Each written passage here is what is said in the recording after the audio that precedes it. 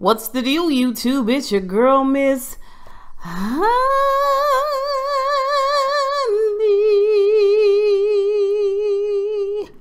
Welcome back to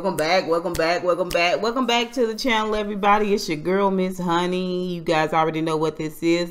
We are here for the season finale of Queen Sugar. It was an hour-and-a-half program tonight, an hour-and-a-half episode. It is 12 midnight, and the show didn't start until 10. I mean,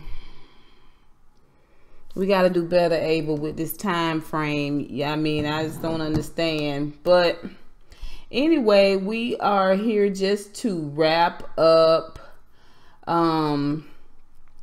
this third season of the Queen Sugar. Queen Sugar has been picked up for a fourth season, so I'm pretty excited about that. I'm looking forward to that.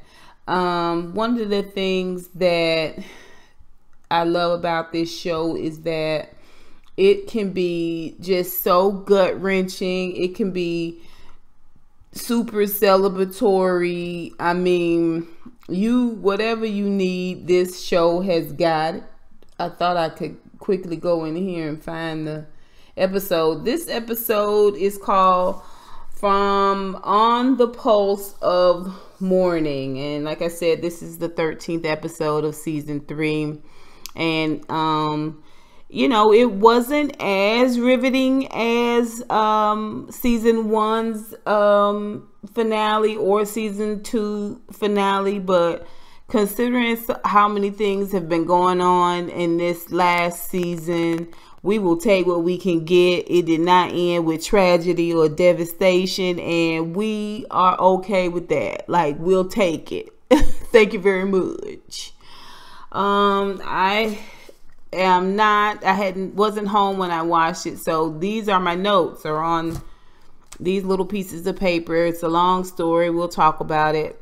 But right now, let's get into this episode. If you guys are new to my channel, I apologize. I'm a little lackluster, but like I said, an hour-and-a-half program, and it started at 10. Like, oh, your girl is weather beaten. But I would love to have you as a member of my channel, a subby. I'd love to have you a part of my tribe. Please hit that subscribe button if you are not already subscribed. All my day ones, my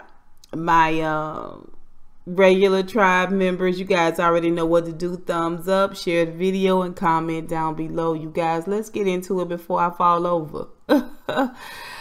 All right, the episode opens beautifully with Ralph Angel going into the prison. This is a part of what he talked with his parole officer about, which is giving back to other men who have been incarcerated, just talking to them, giving them jobs on the farm, and just sort of being a mentor as a way of giving back and as a way of shortening his parole period.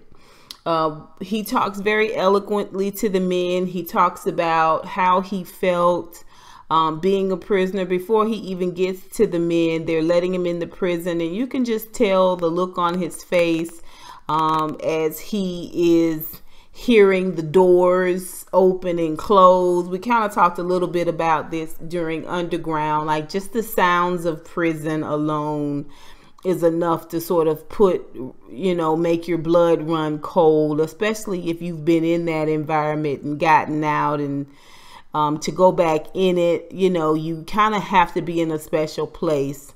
But Ralph Angel, you could tell he's feeling some type of way, but he takes all of that angst and anxiety, and as he is talking to the men, he is able to meet them where they are. In terms of being frustrated, in terms of being disappointed with themselves, in terms of having hopes and dreams to become more, to be something, to redeem themselves. Even if it's in their own mind, even if it's within their own family. He talks about how his father leaving him that land gave him purpose and gave him place and drove him. When he puts his hands in the soil, it gives him power and strength, and he encourages them. You know, I had my family here, but a lot of people don't have a family. So we must be lifters of ourselves. We must look out for one another and encourage one another and keep one another focused on that straight path. It's a beautiful, beautiful conversation. I never really noticed that Ralph Angel, or Coffee Cerebral, kind of talks out of the side of his mouth. I don't know if he always did that or if this is just for this episode, but it was something that I was really, really paying attention to. So when he goes outside, he is talking to his parole officer, who was there for the whole meeting and looked upon the meeting and Ralph Angel speaking with such pride. I mean, Ralph Angel is a success story in his mind. So, and for us as well, he's a success story. So they're out in the parking lot and they're talking, and he wants Ralph Angel to do more of this. He's got a gift for this. He wants him to meet with an individual who specializes, I guess, in this type of thing, whether it's prison ministry or motivational speaking. It's an individual that can help broaden it, open it up for him and broaden this opportunity, and maybe get him to decide this is something I want to do regularly. Ralph Angel's not sure about it. He's busy. Well, his parole officer gets a call, and come to find out, Ralph Angel will be off parole in little less than a month. And Ralph Angel is so excited. It's a solid moment between two black men. Coffee Cerebral didn't push it. He didn't overact it. It was just perfect. It was just perfect. It is a very controlled, confident, honest, authentic execution of physical energy or excitement, a disappointment or anger. Like I said, very controlled. Gives the guy a hug and thanks him very, very genuinely, gets in his car and goes on about his way. And then the next time we see Ralph Angel, he is sitting on the bed with Darla in Blue's room, and he's got a little toy there that requires some assembly. And, you know, I noticed when I watched a couple of people reviews last week, a couple of my favorite YouTubers were saying that Blue did not want to have Darla teach him how to ride a bike. He wanted his father. Well, I never saw it that way. And I was like, oh gosh, I guess I missed it, you know. But then seeing this, this episode where they are sitting together on the bed and talking, and she's talking about this toy, this it looks like a fish tank or something that they're trying to put together, that Blue wanted them to do it together as a family. And I'm like, I really felt like Blue wasn't able to soar until his parents were together with him. And whether it be a child's trick in terms of, you know, kind of manipulating the situation, you know how kids do when they think they can get their mom and daddy back together. Or if it was something that was unconscious and coming out of his spirit, he genuinely wants his family to be back together. Maybe that was a little bit of it, but I never thought he was preferring Ralph Angel over Darla. I mean, I just didn't see that. And seeing this conversation with her and Ralph Angel, and then Blue coming in and kind of solidifying the fact that he wants them all to work together as a family. He wants them all to be together in some capacity. I realized I saw it right last week. That's not to toot my own horn, but sometimes when you think you missed something, it's important, you know, to go back and verify and just feel like, you know, you're not misreading. You guys know I fall short, but it was just something that was important to me. I just felt like Blue's not that kind of kid. Like, he wants his family to be together. Anyway, they're sitting on the bed, and this is before Blue comes in, and Darla, Ralph Angel tells her that they talk about the toy, and he, she says to him she wants them to be okay. He starts out talking about them all getting together, or the family getting together for Micah, and we're gonna talk about that. And she's like, oh, good, that'll be nice for your family. She knows she's not invited, and he goes on to say something else, and she just tells him, Blue wanted to put the toy together, us to be together, to put the toy together with him, if that's okay with you. And he was like, oh yeah, you're cool. And she said, well, I want us to be okay. And she tells him that Blue told her about how much he likes Trin, and that she's a real nice girl, and that she teaches him things. And Ross says he does like her, and she opens up the world for him. And but he had to piece her out for a minute because he needs to focus on Blue. He wants to assure Darla of this. And Darla says, well, I want you to be happy. And Ralph Angel said, I want you to be okay. And I'm proud of you for being clean and staying clean. I'm proud of you. And it's just a moment where, yeah, we can focus on all the stuff that we're not doing. You hurt me and I hurt you and we hurt we. Or we can take this opportunity to lift one another up, to reassure one another, to just communicate, to talk amicably, to be civil, okay? And what you loved about her before you found this information out is still there. You just have to acknowledge that. If you're not going to be with her, you're not going to be with her. But just acknowledge that at least. And she has to acknowledge in you what a good man you are. Knowing all that you know, you still love this boy like you nursed him in your own nutsack. Y'all know what I'm saying. Like he your baby. They both need to acknowledge each other's hard work and diligence where Blue is concerned. And that's all I wanted. So it's a very, very nice moment. Of course, Blue comes in and he's all cute as a button. We have not seen Kenya very much this season at all. Later on, we see where Ralph Angel is coming home from an event. And he's got Blue in the car, and Blue is asleep. He pulls up to his front yard, and the police are there with the lights blaring. And he gets out of the truck, without fear. But I was so nervous. I was so nervous when he got out of that truck. I was just like, Ralph Angel, you walking too fast. Like, I seriously have postpartum stress when it comes to the police. Like, I understand Malaysia Pargo on Basketball Wives feeling all together about just being afraid when you see them. I'm not scared of them. I'm just scared of, for myself, I'm not scared. But when I see them, I can't help but think about my brothers and my daddy, you know what I'm saying? And my friends' brothers and their husbands and their sons. Like, I don't know. Anyway, they're there and the lights are going on and on. He gets out real confident and just tells them, can you turn those lights down? My son's in the car sleeping.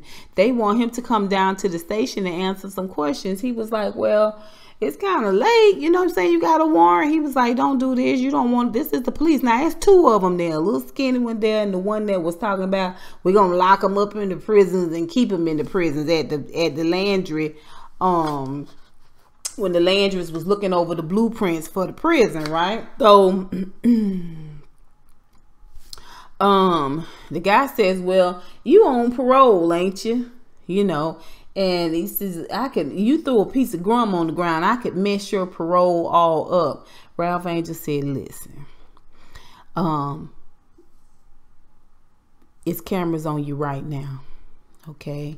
Guy was like, well, you might as well just come on down with us. He says cameras on you right now. The cameras was on you when you came onto the property. Now I don't know if this is true or not, but whether it is or not, it was smart for him to tell them that. He says, and the camera's still on you. They've recorded everything you do. They'll see me leaving here with you. Okay. And the police, they looked a certain type of way, but they went on ahead and got in their truck and drove on off because they realized we see you. Okay. Like I said, whether it's true or not, it was fast. It was quick thinking. It was smart thinking. It was wisdom. Kudos. Kudos to Ralph Angel. And that was a really, really scary moment. Like, I was just like, these ninjas really got some nerve to be around here on this man's property in the dead of night trying to arrest this man and trying to take him somewhere and beat him upside the head and kill him and assault him and all of that. Like, y'all really got some nerve.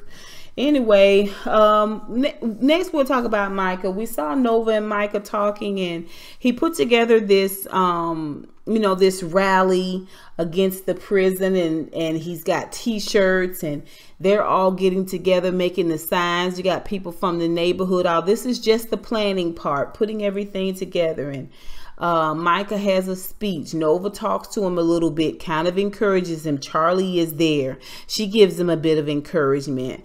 But this would be his first time speaking. This would be his first time leading in this capacity. And he is nervous. He goes up to the podium. Well, first he stands there for a moment and he tries to kind of get everybody to come together. Like, can y'all hear me in the back? And he's reading off a piece of paper, but it's like conversational volume. And people are like, can you tell him to talk up? I can't hear. And some people not paying attention at all. He's not commanding the room. Charley steps up. This is what she do. She can do it in her sleep. She commands the room. She lets them know what they need to do. She lets them know about the flyer. She lets them know about the time. She lets them know about the agenda for the day of the actual rally. And Micah walks off a little bit and stands next to Nova. She gives him a little rub on the back. You know what I'm saying? It's something you got to learn. You gotta, you gotta crawl before you can walk and walk before you can run. I thought it was going to be a bone of contention between he and Charley, but Ava forego that. Like, we've already had this. So, his friends did not show up to the planning meeting. We also get to see Micah. Next, we get to see him at the actual rally, and at this time he's had a conversation. He's had a little bit of a pep talk from Nova and his mom, just telling him that he got this, he can do this, this is doable, like, forge ahead, this happens to everybody, that type of thing. He gets up there and he gets to talking a little bit, and he was saying, we're here to do yada yada yada for reason number 1. And people are like, come on now, I can read, I don't need you to read to me. And then he was like, number 2, and Charley was like, you're losing now. And finally he just realizes, I need to talk for my spirit, and he tells everybody, okay, this is the actual rally. They all got t-shirts on. It's like at least 1,000 people there, look like to me. And he tells them about the police officer, the one that got reprimanded, taken off the street for abusing young black men. He tells them about his encounter. He tells them about him putting the gun in his mouth and pulling the trigger. He tells them about the prison, what it means to him. This is not just about bars and bricks and mortar. This prison is going to be built with bodies, okay? Black and brown bodies like our own. He fires them up. I mean, Charley is looking at him like, that's my baby. She's crying as well because I believe this is her first time hearing the story about the gun. I think he told Davis and nobody else. His friends are there. Kiki is there. Aunt Vi and Hollywood in the audience looking on, and they are aghast. Blue is there, and Darla, and Ralph Angel. Now let me tell you this, we see Micah with Nova, we see him with his mom, we see him with Aunt Vi. We hardly ever see Micah with Ralph Angel, which is weird because Ralph Angel was in jail. But it's not so weird because remember, Ralph Angel and Micah really haven't been ace boon cool like that ever since Micah had, you know, that little episode where he was pushing around on Blue and being aggressive with Blue because the officer had been aggressive with him. And I peeped that from last week.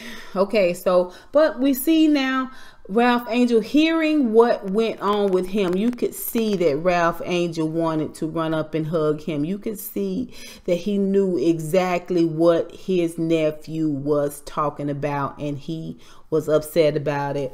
Darla had little Blue standing right there next to her, and instinctually some of the conversation that Micah was having over the podium, she really felt like Blue needed to hear it, but she wanted to pull him close so he know that mommy and daddy's here. We're gonna take care of you. You don't, you know, we're gonna try to make sure this never happens to you. I almost say you don't have to worry about this, but we know that is not so. We must all be concerned about what's going on out here in these streets. So when he's telling the whole story, like I said, his activism friends come in. They're super proud. Everybody's clapping. That old sheriff, the one that was over there at Ralph Angel's farm, and the one that was over there, the heavyset one over at the Landry's, talking about we're gonna lock him up and we're gonna keep him locked up. He was standing in the back, and you could see that he was seething mad. I can't believe you would talk about one of my counterparts, a fellow sheriff, and that's the way he was looking. And you know, it was just a good moment. Later on, we see Prosper getting ready to either go to the airport to meet his daughter or something. Charley is taking him somewhere, and he's giving some remaining words to Micah. He's telling Micah to keep pushing, keep working at this, keep doing this. You're a natural born leader, and Micah needed to hear that.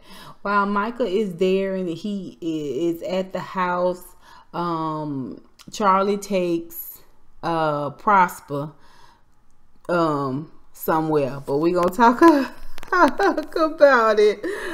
Oh, later on after the rally, later on when they get home, they are watching Micah's speech on TV. His video of the rally and the conversation that he had with everybody is over 300,000 views. He's on the news.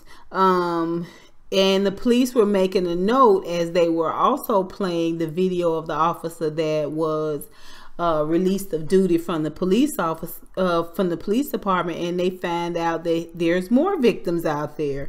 And he was like, gosh, more victims.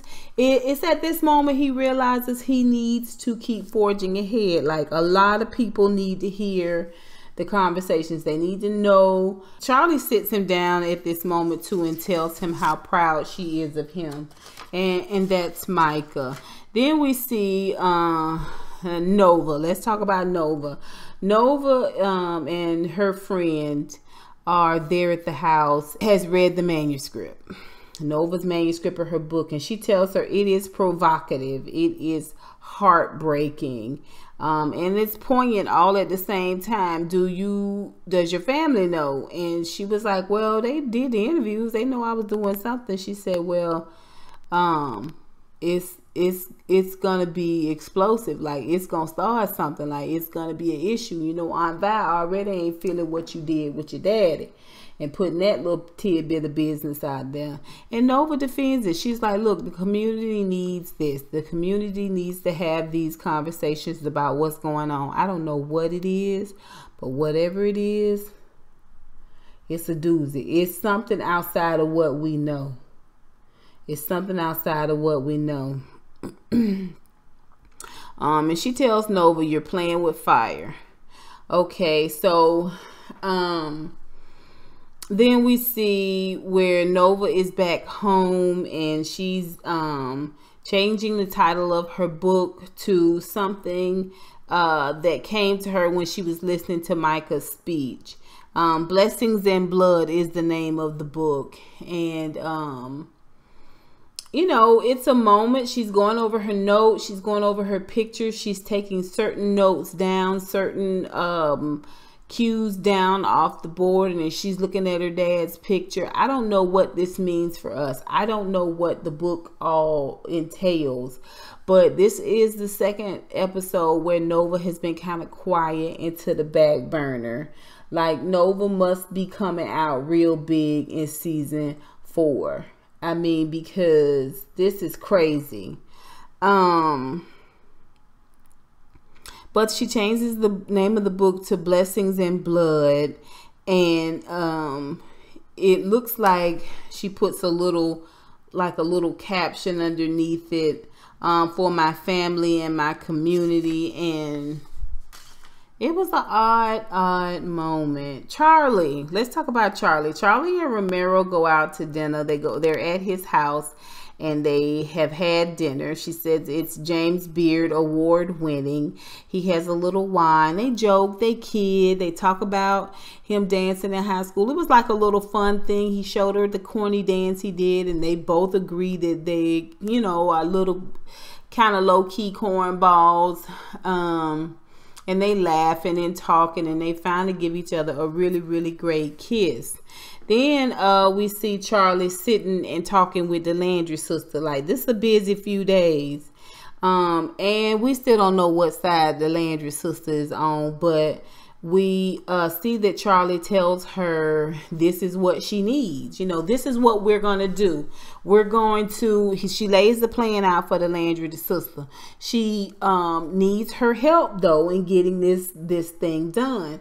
And the Landry sister's like, yeah, I can do that. That's fine. It's going to be dangerous. It's going to be dangerous, and we need to be careful. And she's going to be the one, talking about the Landry sister, that is taking the brunt of everything, because Charley cannot be associated again. Now, this is all coming from the Landry sister now, but the plan is Charley's plan. And so the Landry sister say, well, it's going to be a lot. I better do it, because if you do it, it's going to look like you just out to get him because of the prison, right? It kind of makes sense, but I don't trust her. This lady's slick, like boiled okra. I'm telling you. So Charley tells her that's fine if you want to do that, but I'm gonna need a couple of 2-3 things from you first.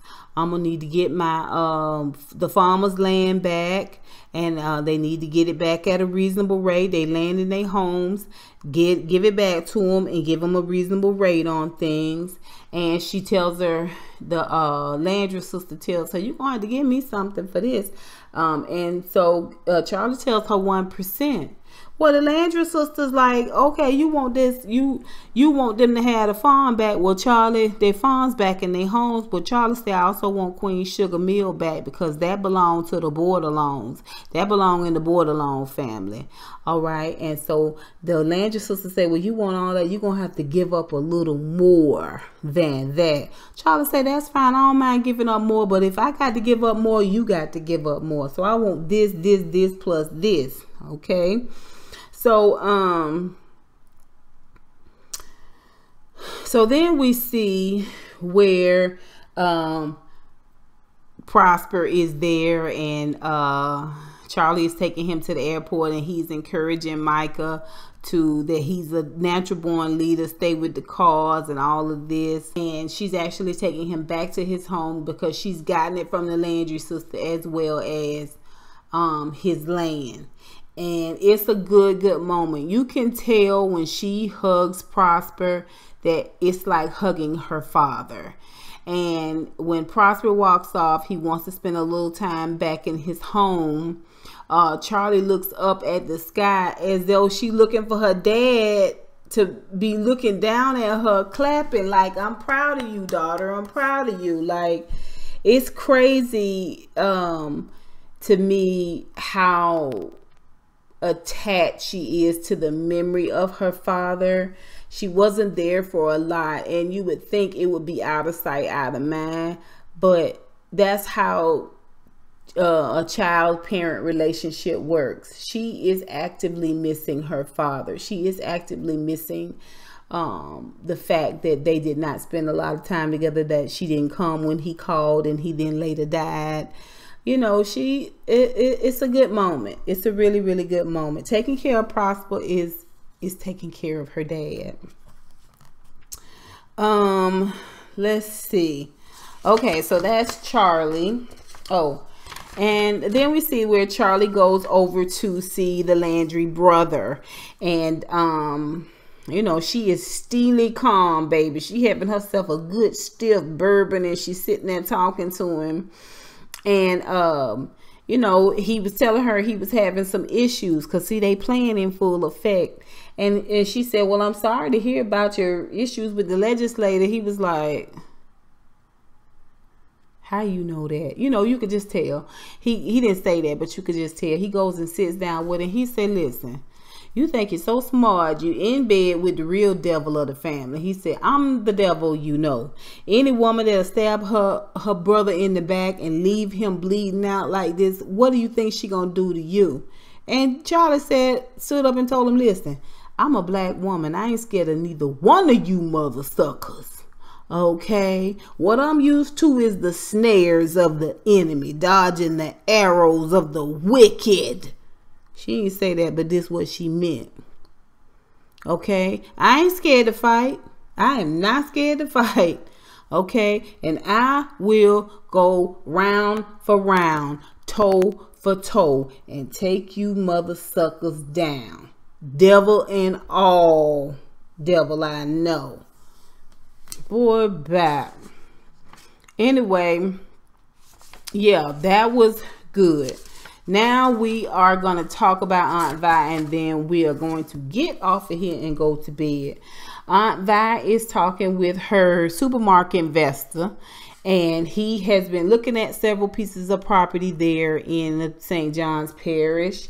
And she's a little dazed and confused. It's a lot, like he invested and then he immediately got to work on her vision and her dream. So she's a little overwhelmed about that. And plus she just got out of the hospital not too long ago. And she's told him about that. And he's empathetic, okay? It's a good conversation. He tells her, I got one more piece of property you can look at. And you sitting in it. And she's like, what? Well, evidently the owner of that restaurant is retiring, and he put the High Yellow on the market. And Vi tells a story about how she started to work there and how she was one of the only waitresses making double tips. And the investor tells her he believes that. And then next thing we see is Aunt Vi at the High Yellow. And this time she got her hands over her eyes and she got Hollywood in her ear, and he is telling her to you know, wait to open them. When she finally opens them, she's in the High Yellow. Hollywood has purchased the Mickey freaking High Yellow for Aunt Vi. Okay, what I'm telling you? You hear what I'm telling you? This man loved this woman. He has bought the High Yellow for Vi. And he said, you don't owe no man nothing for this. Your name is on the deed. This is your property. This is my gift to you, Vi. It's a beautiful moment. And later on, right after that, we see Ralph Angel and Charley and Blue and Micah and Nova and Prosper all get out their vehicles at Aunt Vi's, and they sit down in chairs. They got the lights strung up like that first season when they was having a party outside. And Leanne, Hollywood's ex-wife, showed up. They had them same lights up and chairs up, and we see a minister come out and go back inside Aunt Vi's house. And then we see Aunt Vi and Hollywood come out, and they both dressed in white. Aunt Vi's hair was so cute, and her makeup was Beautiful dress. Aunt Vi and Hollywood finna get married. They was gonna do it big, but Aunt Hollywood said, we ready to get married now. We just gonna keep it small, and what's most important is you guys being here. But we ready to do this thing right now. And so it's at that moment that Vi gives one of the most beautiful set of vows I have heard in forever. These are the moments we live for with these shows. These are the moments we wait for. Same thing with Hollywood. Hollywood gives his vows, and it is just as beautiful. He tells a story about he went fishing. He was feeling down, mighty down. He falls into a bush, and it is a violet bush, a bush of African flowers. And then when he goes into the restaurant to sit down and finally have a drink for that day, she says to him, hello, my name is Violet. How can I make you happy? And he said, I knew then you was my woman. You was my girl. And she told him, I love you from a place so deep down inside of me, I could dig for the next 20 years and not reach the depth that is you. I was like, Aunt Vi, if you don't come through and lift this man up and break him down in his tender place all at the same time, it was a beautiful moment for both of them. Hugs, kisses, loving on each other, sweetums, everybody dancing, having a good time. Everybody was so happy and so excited for them. You guys, Vi and Hollywood are married now. This is how the episode ends. Everybody's happy. Everybody is excited for Vi. And we see Vi, we see that this is how Queen Sugar season 3 is going to end. Despite what we were led to believe from the commercials, right now it looks like everything is at the very least stable. So we're going to hold on to that, you guys. That is it for me. That is all for Queen Sugar. I have been on here long enough. I know y'all can tell I am sleepy and I am tired. You guys tell me what you guys thought of this season finale as well as this season. I know it wasn't as great for everybody, but tell me some of your takeaways from this season. Tell me who you favored this season, and tell me who you could have done without this season. Okay, you guys, that is it for me. Until next time, honeybees.